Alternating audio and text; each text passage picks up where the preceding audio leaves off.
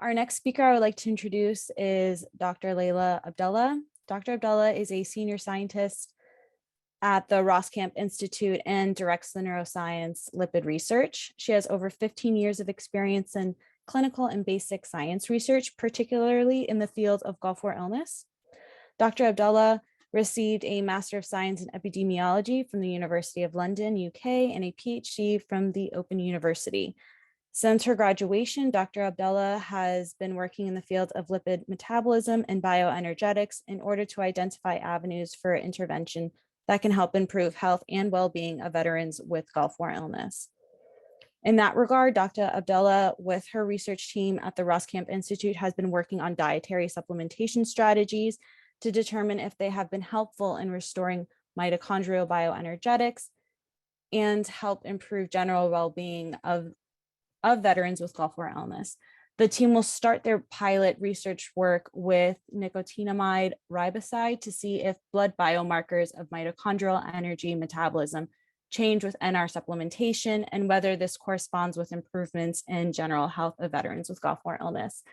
I will now hand it over to you, Dr. Abdullah. Great, thank you. I'm just gonna get my presentation online here. Is everybody able to see the presentation? Yes, thank you. Great, thank you.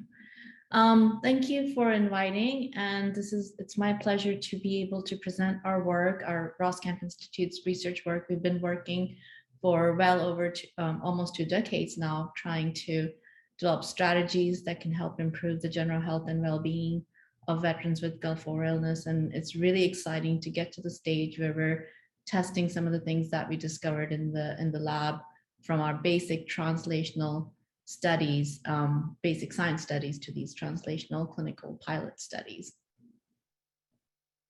I won't get into too much detail. As you're all aware, we are quite concerned about the ongoing issues that the veterans with Gulf War illness are suffering from, chronic fatigue, memory problems, and widespread pain. And we're focusing on these key symptoms. And we basically, some of the work that came into existence based from our animal models, we focused on pesticides primarily in conjunction with prednisone bromide, the anti-nerve agent, to see how it affects the brain and the body. And we focused on pesticide primarily because we know that it has the ability to hide in the body fat, and that it can, and because the brain has so much fat, it can enter the brain as well, and it can then disturb how the fat that are needed for the brain, and it can disturb how it's being used. So we focused on a number of issues that are relevant to brain health, which is insulation of the nerves, omega-3 fatty acids, which are basically energy source and control the inflammation in the brain, and then the energy source, which is the mitochondria component, and how it produces energy resources for the brain.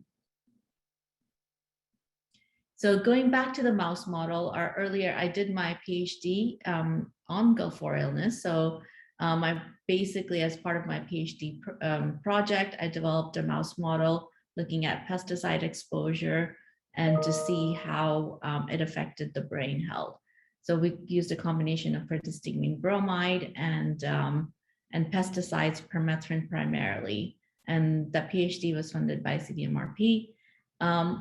So basically, based on these preliminary project studies, we determined that when we look at the brain health of the mice that received the Gulf War chemicals compared to the ones that didn't, when we look at the brain, we see a lot of inflammation. And when we look at the presentation of these mice in terms of when they're tested, they present with fatigue, they present with memory problems, they present with brain inflammation. So I'll point out here. So we focused on 2 different brain regions. We focused on the cortex and the hippocampus. And what we see in our mice is that whenever they were given Gulf War illness, and this is looking at about 16 months after the exposure, so this really represents a chronic condition. that are probably relevant to Gulf War veterans. And so when we look, so if you see these red dots, they are activated microglia, which are involved in inflammation and promoting inflammation in the brain. So you can see that compared to the control mice, the ones that display the ones that have Gulf War illness that display really high levels of these, and as well as in the several different brain regions that are involved in memory processing. And then when we look at the blood profile in the mice, we see that there is abnormal DHA, we see that there's problems with fat breakdown in the body, and we also see problems with how the energy metabolites look like in the blood, particularly NAD. So focusing on that, we developed in our mouse studies, we developed a strategy where we administered nicotinamide riboside.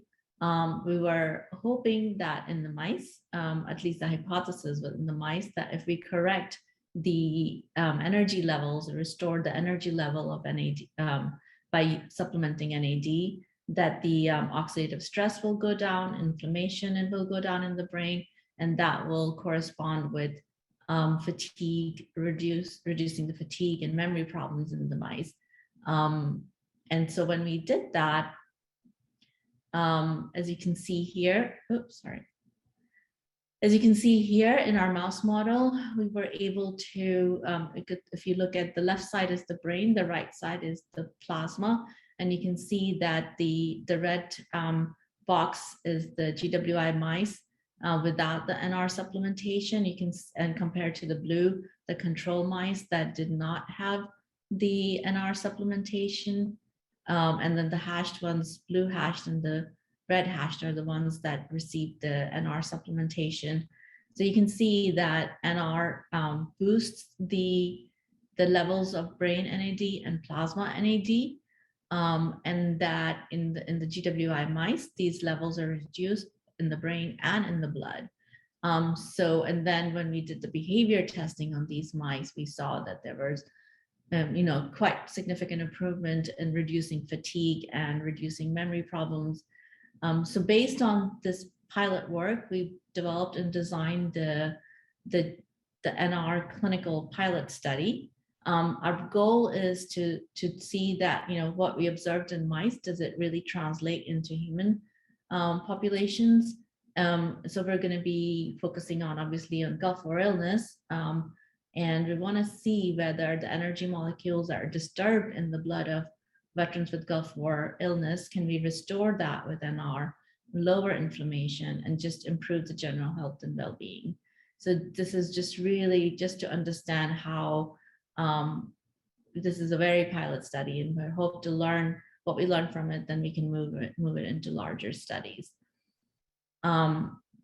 So if you want to learn more about the trial, we are hoping to start it next month. Grace is on the line here as well.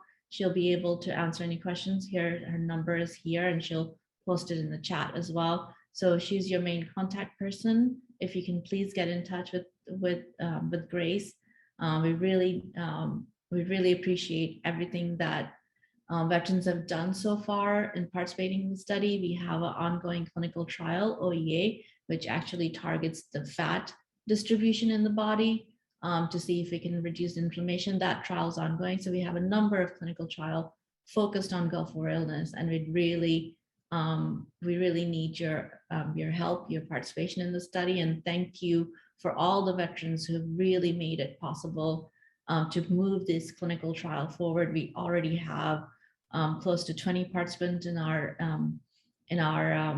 already participating in the OEA clinical trial, and they'll be able to move on to this trial. And if you haven't started with the OEA trial, you're welcome to start with the NR trial. So these options are available. We really look forward to hearing from you. So I just wanted to thank all the veterans again for their service and participation in these studies. It would not be possible. I also want to and thank all the other veteran advocates. David Patterson, who's been with us for a while.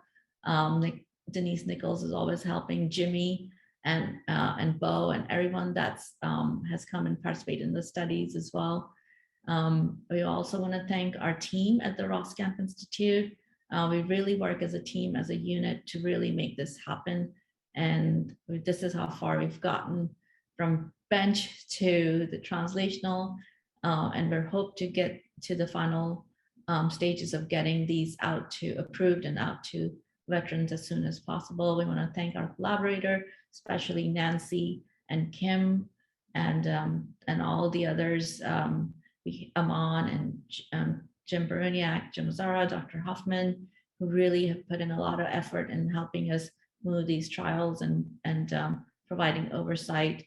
So thank you again, and thank you CDMRP for funding the trial.